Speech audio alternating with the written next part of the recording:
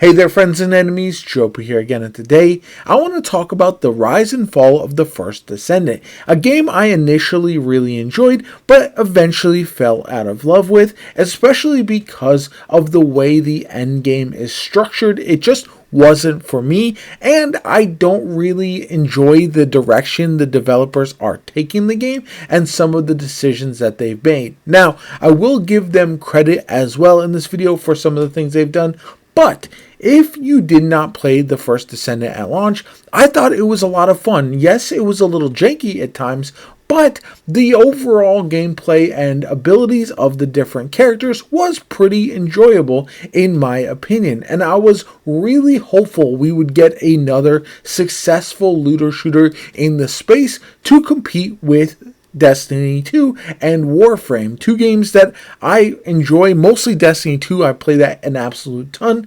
Warframe just wasn't always for me, and I hoped the First Descendant would kind of fill that void. Unfortunately, my love for it was relatively short-lived, especially looking at the endgame loop. And this is something that pretty much every looter shooter, whether it's live service or not, has really struggled with. Whether it is Outriders, Marvel's Avengers, Suicide Squad Kill the Justice League, so on and so forth. The games rely on variety of gameplay once you get past the initial campaign, especially because these campaigns for the looter shooters in general are typically not all that long, anywhere from 10 to 20 hours, just like you would see from an MMO. But with that being the case, you need a reason to keep people playing the game.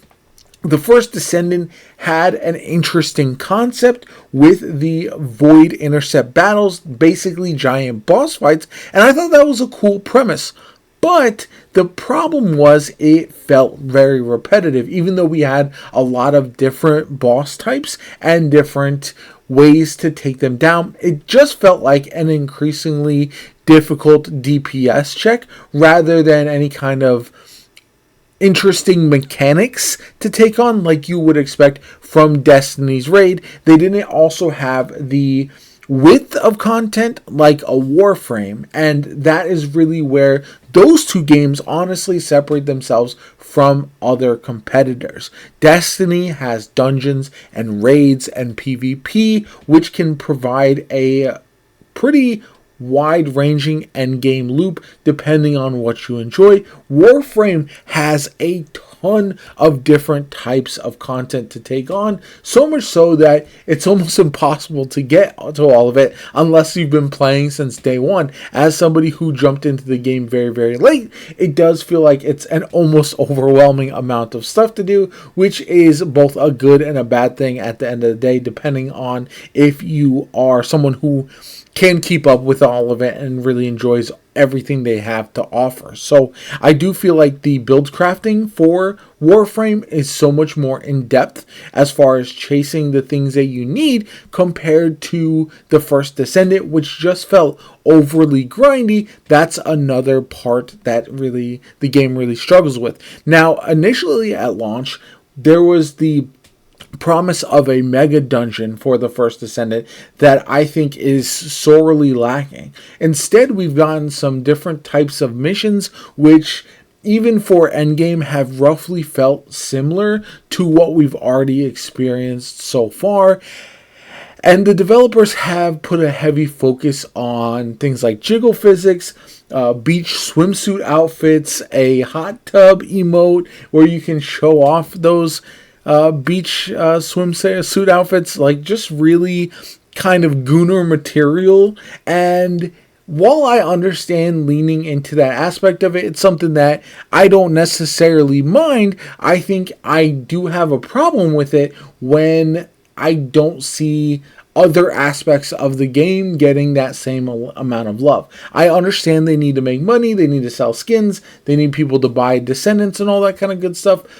But I also think that some of the new Descendants overlapped with their skill sets a little too much. They didn't have exactly like for like abilities, but I do feel like they weren't exciting enough. Plus, it was quickly realized that if you have a base character, you're almost better off waiting for the ultimate version to drop rather than grind up your perfect character because of some of the length of time that it took to grind all the different materials, how much money it could cost, etc. Now, they did make some changes that allow you to swap some things with your base version to your ultimate once you do unlock it, so that makes life a little bit easier, but it's still not a perfect solution in my opinion.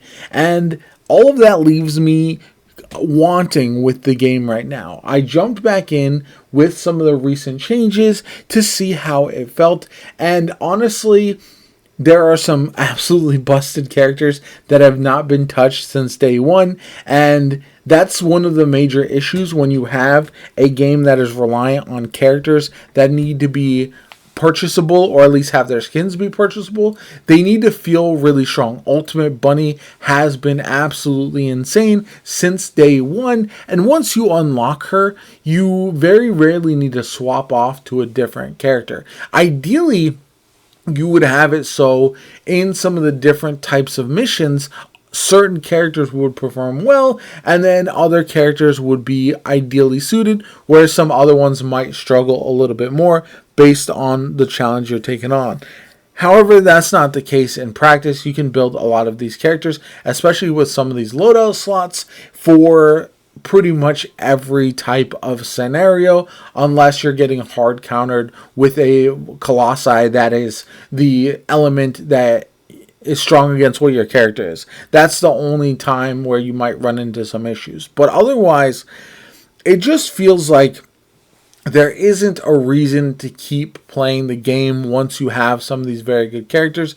I don't think the Void Intercept battles, I don't think the Colossus fights are enough to keep me engaged long term, especially because they can be not always that enjoyable with the random match made team because of the difficulty and how questionable your randoms can be at times. So it's just a combination of things that I feel like is holding the game back ultimately. And I don't know. The player-based numbers are not what you would want them to be at this point. It does seem like they have lost a bit of revenue based on some of the changes that they've talked about. They did make a lot of money initially, so I wouldn't be surprised. They've talked about ramping up the developer team, and hopefully we get a big, whether it's a DLC, major free update, whatever the case may be, that does drop a ton of content that will bring people back. I don't think all of the drip feeding, and I've mentioned this in other videos in the past, is going to be exciting enough to get people who have fallen out of love with the game to jump back in. Instead, what they need is a major update that is going to provide not only a new character, but new content types, whether they are the mega dungeon, whether we get a true horde mode that is endless with a leaderboard, whether we get something that is going to keep players engaged, like a type of raid or activity that requires mechanics and you to not just power your way through because of your broken builds. And I don't know if that's possible at this point, and I do hope that the game rises back up from the ashes. I do think that the game isn't necessarily dead at this point. If you enjoy the game, I think that's fantastic, but I don't think the game is what anyone would have hoped for at this particular time. And again, I do feel like there is a way to come back from all of this. They would just need such an update that is going to get people excited to jump back in, try everything out, and all of these little changes that they made hopefully will keep people around, because that's really going to be the issue. There isn't a ton of competition, like I mentioned, in the looter shooter space. We do have Borderlands 4 coming out this year, but other than that, there's really no exciting games on the horizon. So the ones that are out now hopefully can get the shot in the arm, the boost that they need to be the games that we all hoped they could be. And that is something that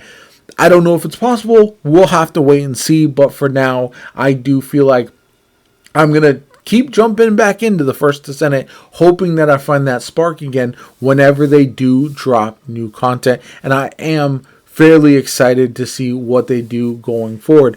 I don't know if just adding more devs and more people to tackle this game is going to be the solution, but we'll have to wait and see. Let me know what you guys think about the First Descendant at this particular time. Are you still playing, or have you put the game down like I mostly have? Let me know in the comments down below. Like the video as always. Comment, subscribe. My name is JoPa. Have a good one, and I'll catch you all later.